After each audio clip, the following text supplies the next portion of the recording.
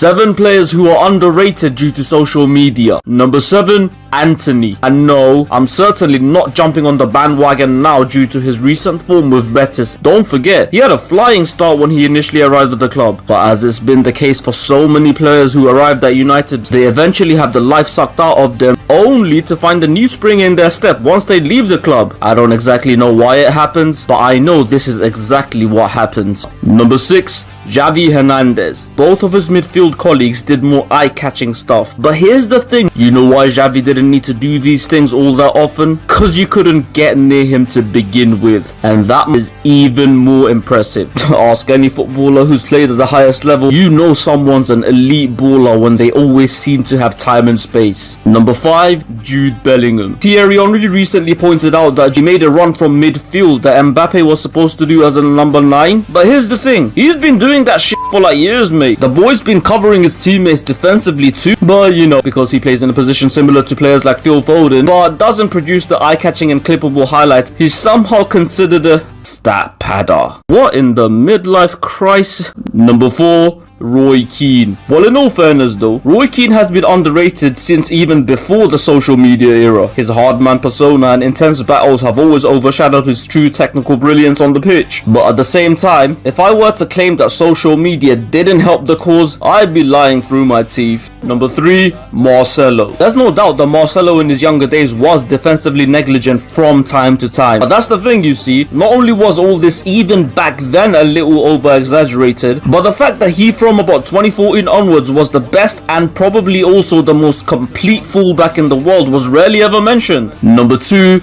Gary Neville. This man seemingly can't go 2 days without putting himself down, claiming that he was carried all throughout his career. With all due respect, mate, what the f are you on about? You were the best in your position in the country consistently for well over a decade. And yeah, you've now reduced yourself to be compared to Jamie Carragher. What is world? And number 1.